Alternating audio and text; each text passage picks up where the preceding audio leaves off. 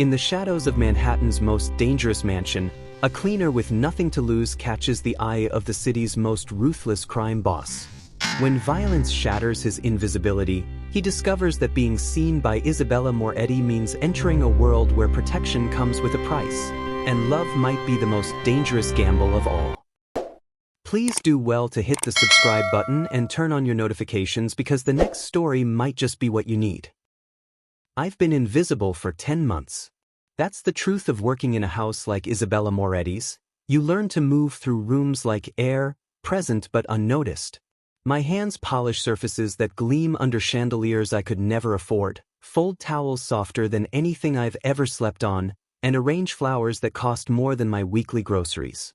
The mansion sprawls across 3 floors of Manhattan luxury, all marble and dark wood and windows that overlook a city I can barely afford to live in. Isabella Moretti herself is a shadow I've learned to predict. I hear her footsteps on the stairs, measured, deliberate, and know to be elsewhere. I catch glimpses of her through doorways, dark hair perfectly styled, expensive suits that fit like they were tailored to perfection, and eyes the color of aged whiskey that never quite land on me. She holds meetings in her study with people who speak in low voices and leave through side doors. I clean up after them, empty ashtrays that smell of Cuban cigars, collect forgotten glasses still wet with liquor. I don't ask questions. That's not my job. My job is to disappear. The only constant in this carefully ordered existence is Marcus. My brother works in the kitchen, 23 years old with our mother's easy laugh and none of my caution.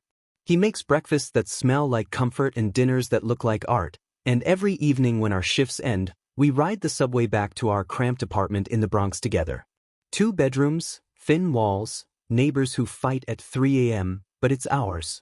Well, rented. Barely afforded. I work the extra shifts when they're offered because I need every dollar. Because $47,000 in medical debt doesn't disappear on its own. Because my mother died 2 years ago from cancer that ate through her body and our savings simultaneously, and the bills kept coming long after her funeral. I signed payment plans I'll be honoring into my 30s, accepted interest rates that should be criminal, and learned to survive on cheap coffee and cheaper hope. So I clean. I fold. I polish. I accept overtime without complaint. Thursday night, the grandfather clock in the main hall chimes 10 times as I finish wiping down the banister. My shoulders ache from scrubbing tile grout in the 3rd floor bathroom, and my lower back protests when I bend to collect my cleaning caddy. October in New York means darkness falls early, and through the tall windows, I watch rain begin to streak the glass. You heading out? Marcus appears from the kitchen, pulling on his jacket. He smells like rosemary and garlic from whatever he prepared for Isabella's dinner. Yeah. Long day. He studies my face with the particular intensity only siblings can manage. You look exhausted. I'm fine. You always say that. He links his arm through mine as we walk toward the service entrance. Movie night this weekend? I'll make popcorn. If I'm not working. Liam. His voice carries gentle reproach. You can't keep doing doubles forever. But I can. I have to. The next payment is due in 2 weeks, and I'm short by $300. Outside, the rain has graduated from drizzle to downpour.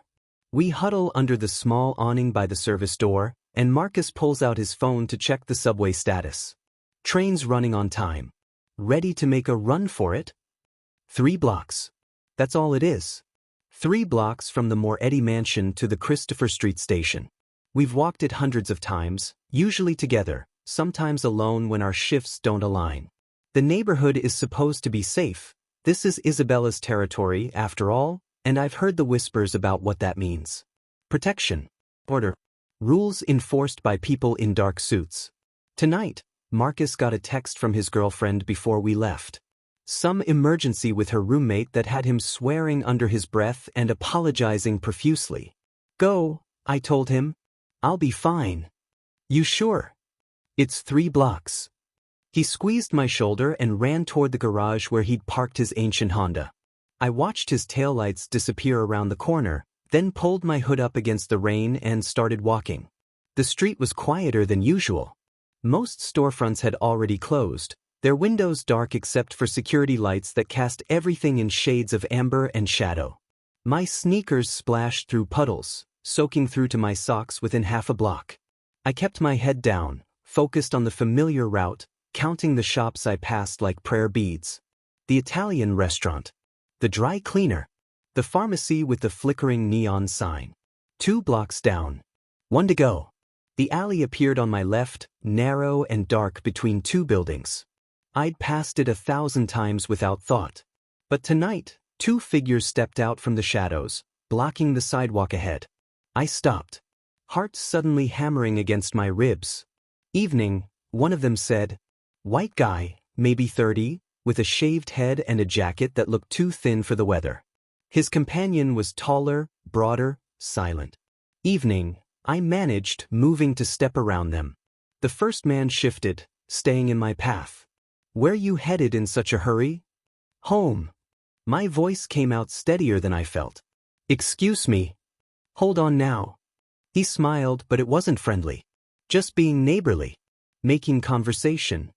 The taller one moved behind me, cutting off retreat. My stomach dropped. I don't want trouble, I said. No trouble. The first man held up his hands, palms out. Just need your bag. And that phone in your pocket. Nice and easy. My mind raced through options.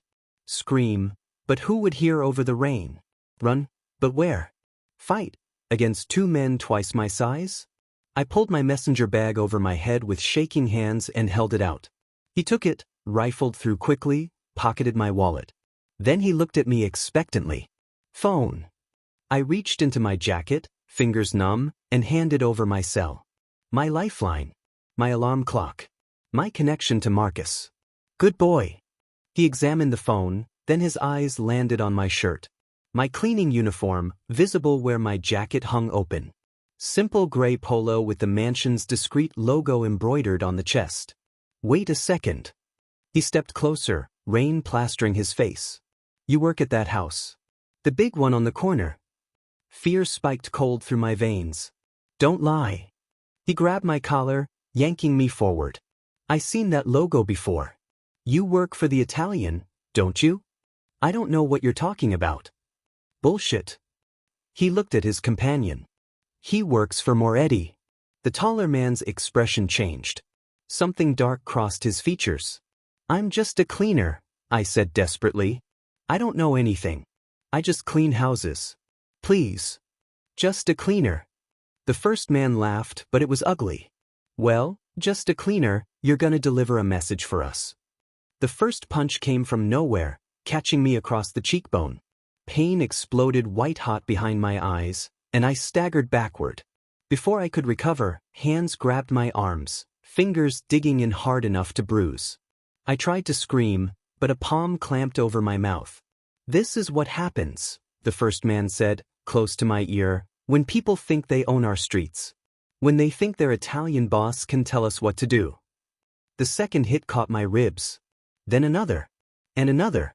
I stopped counting after the fourth, stopped trying to fight, just curled inward and prayed for it to end. Someone grabbed my hair, yanked my head back, and I saw the first man's fist coming toward my face before everything went black. I don't know how long I was unconscious. Could have been seconds or minutes. When awareness returned, I was lying on wet pavement, rain drumming against my back. Every breath felt like knives in my side. My left eye wouldn't open properly, swollen and throbbing. The metallic taste of blood filled my mouth. They were gone. My bag, my phone, and my attackers, all vanished into the October night. I pushed myself to sitting, biting back a sob as my ribs protested. My hands were scraped raw, my jeans torn at the knee. Through my one working eye, I could see the subway station ahead, its lights wavering through the rain. Get up. Get home. I don't remember the walk clearly. Just fragments. Stumbling through the turnstile. A woman's concerned face asking if I needed help, me shaking my head. The jarring motion of the train. Climbing the stairs to our apartment building felt like scaling a mountain. Our bathroom mirror told the story my body already knew. My left eye was swollen shut, purple spreading across the socket. My bottom lip was split and bleeding. When I lifted my shirt, bruises were already forming along my ribs in shades of red and purple. My arms bore the clear imprint of fingers where I'd been grabbed. I turned on the shower, letting it run hot, and sat on the bathroom floor fully clothed while steam filled the space. Only then did I let myself cry, quiet and controlled so I wouldn't wake Marcus. But he woke anyway. His bedroom door opened, footsteps approached, and then he was in the bathroom doorway, his face going pale. "Liam." "Oh my God, Liam. I'm okay. You're bleeding. We need to go to the hospital." "No. Liam, I can't afford it." My voice broke. "I can't afford your visit, Mark. I can't." He crouched beside me, his hands hovering like he was afraid to touch me and cause more pain. "What happened?" "Mugged. 2 guys. They took everything." "Did you call the police?" "No phone, remember?" I tried to smile, but my split lip made me wince. "It's fine. I'll file a report tomorrow." Marcus's expression said he didn't believe any of this was fine, but he didn't argue. Instead, he helped me out of my wet clothes, steadied me as I showered, and bandaged the worst of the scrapes with supplies from our first aid kit. When I finally crawled into bed, he sat beside me in the dark. "I shouldn't have left you alone," he whispered. "Not your fault." But as I lay there, every part of my body screaming, I couldn't stop replaying the moment the first man saw my uniform. The recognition in his eyes. The deliberate violence that followed. This wasn't random. And somehow, that made it infinitely worse. Sleep came in fragments, broken by pain that pulsed through my ribs with every breath. When my alarm went off at 6, I lay there staring at the ceiling, contemplating the impossible mathematics of missing work. I needed every shift. Every dollar. The medical bills didn't care if I'd been beaten half to death in an alley. $47,000. That number followed me like a shadow, constant and suffocating. Each month I chipped away at it, 300 here, 500 when I worked doubles, but the interest kept it alive, breathing, growing. Missing even one day meant falling further behind. I dragged myself upright, biting back a groan as my ribs protested. The bathroom mirror showed me exactly what I'd be working with.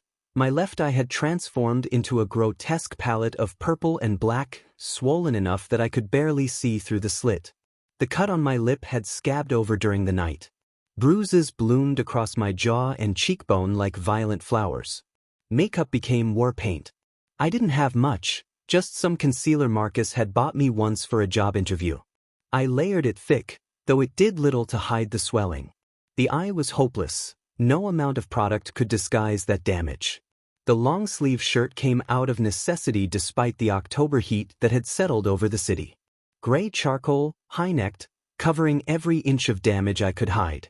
When I checked my reflection one final time, I looked like someone wearing a bad disguise of myself. Marcus was already in the kitchen when I emerged, and his face crumpled the moment he saw me. "Don't," I said before he could start. "I'm going to work." "Liam, you can barely walk." "I can walk fine."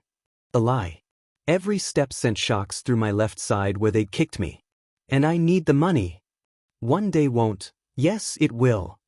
I poured coffee into a travel mug, movements careful and deliberate. "Payments due in 2 weeks. I'm already short 300. He opened his mouth, closed it. We both knew the math.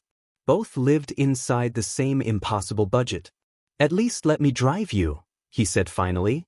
I accepted because the subway stairs felt insurmountable this morning. The mansion looked exactly as it always did, beautiful, imposing, utterly indifferent to my suffering. Marcus dropped me at the service entrance with a look that said we'd be discussing this later, then drove around to the garage. I made it through the morning on autopilot. Dust the library. Vacuum the second-floor hallway. Change linens in the guest rooms.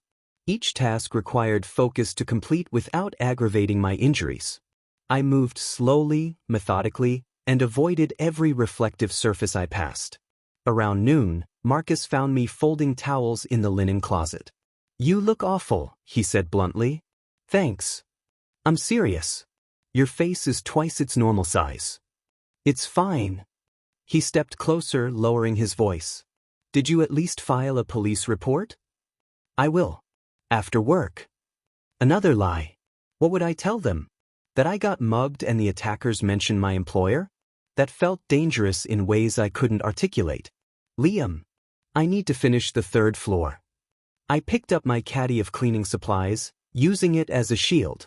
Ms. Moretti has people coming this afternoon. Everything needs to be perfect. Marcus's expression suggested he had more to say, but he let me go. I climbed the stairs slowly, grateful for the emptiness of the upper floors where no one would see me struggle. Isabella's study was last on my list. She typically spent afternoons in meetings downtown, leaving her private space empty until evening. I knocked twice out of habit, got no response, and let myself in. The room smelled of leather and aged paper, with undertones of the whiskey she drank and the cigars she smoked on the terrace. Her desk dominated the space, dark wood polished to a mirror shine, papers arranged in precise stacks. I'd learned her system over months of cleaning. Never move the papers, just dust around them. Never touch the laptop. The crystal decanter and glasses got hand-washed and replaced exactly where they'd been. I was wiping down the windowsill back to the door when I heard it. Footsteps. My heart jumped stupidly, rabbit-quick panic, before logic reasserted itself. Just another employee. The housekeeper. Franco checking if I needed anything. But when I turned, Isabella Moretti stood in the doorway. She'd removed her suit jacket, rolled her shirt sleeves to her elbows. Dark hair slightly disheveled like she'd been running her hands through it. And her eyes, those dark whiskey eyes I'd seen 100 times from a distance, were fixed directly on me. Actually seeing me. Not through me. Sorry, Ms. Moretti. My voice came out steadier than I felt.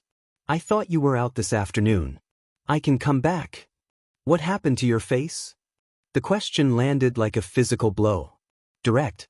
Unavoidable. I fell. The lie I'd practiced. Subway stairs. They get slippery when it rains. She didn't respond. Didn't move. Just stood there watching me with an intensity that made my skin prickle. Then she stepped into the room, closing the door behind her with a quiet click that felt far too intimate. Look at me. Not a request. Not quite an order. Something in between that made me obey before I decided to. I lifted my face, let her see the full extent of the damage the makeup couldn't hide.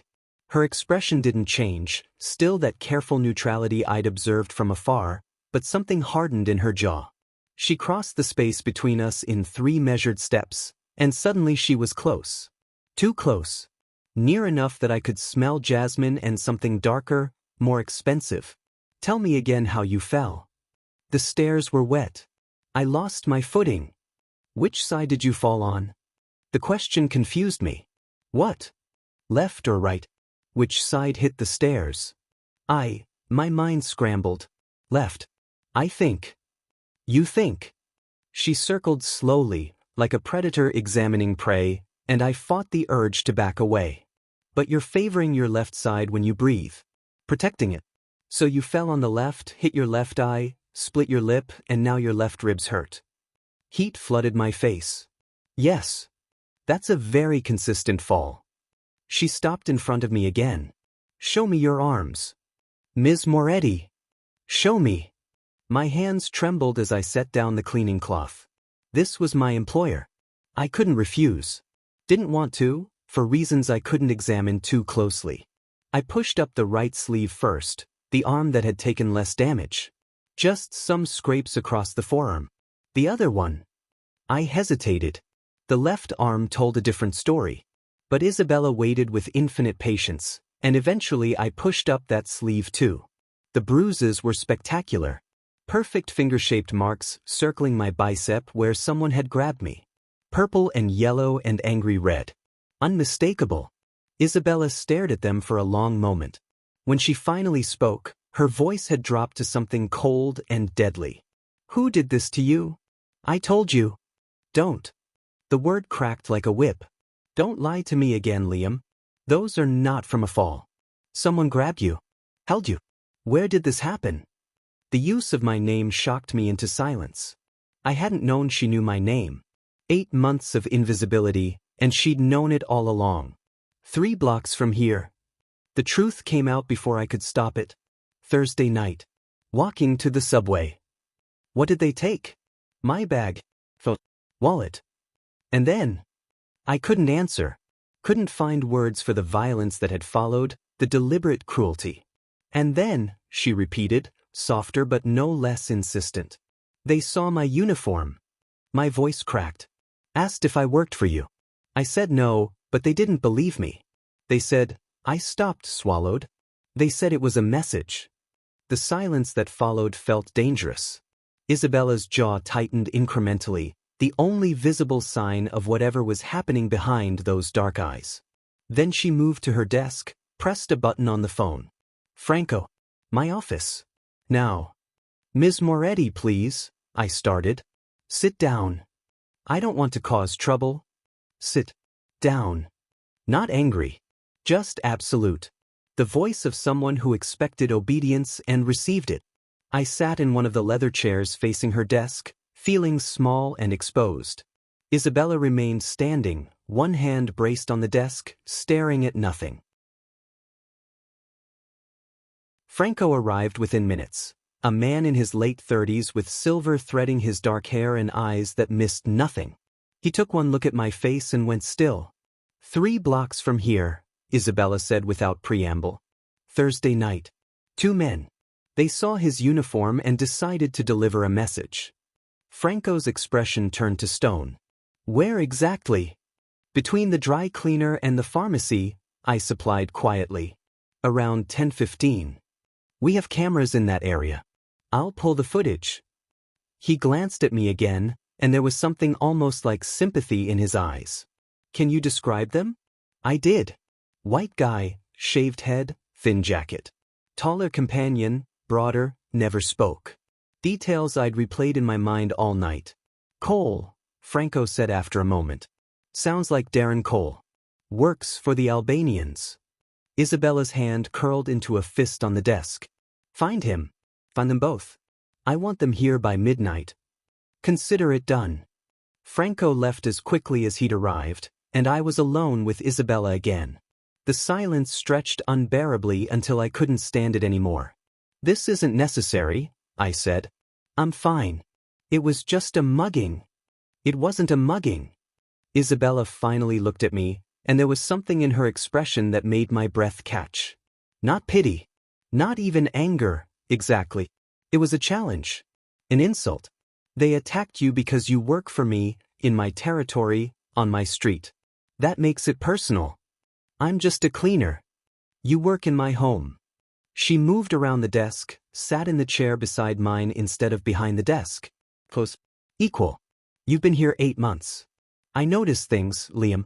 How you organize books by author without being asked. How you never gossip with the other staff. How you take every overtime shift offered. My throat tightened. I need the money. I know. Medical bills for your mother. Of course she knew. She probably knew everything about everyone who worked for her. So you understand, she continued, voice dropping, why I can't let this go. If I allow someone to hurt one of my people without consequences, it shows weakness. And weakness in my world gets you killed. The casual mention of killing should have terrified me.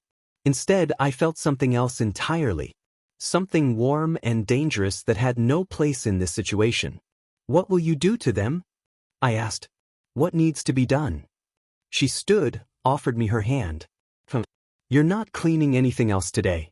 You're going to rest in one of the guest rooms until this is handled. I took her hand before I decided to. Her grip was firm, careful, and she pulled me to my feet with effortless strength. For a moment we stood too close, her hand still holding mine, and the air between us felt charged with something I didn't understand. Then she released me and stepped back. This way. I followed her through corridors I'd cleaned 1,000 times, but everything looked different now. I wasn't invisible anymore. Isabella Moretti saw me, knew my name, and for reasons I couldn't fathom, that changed everything.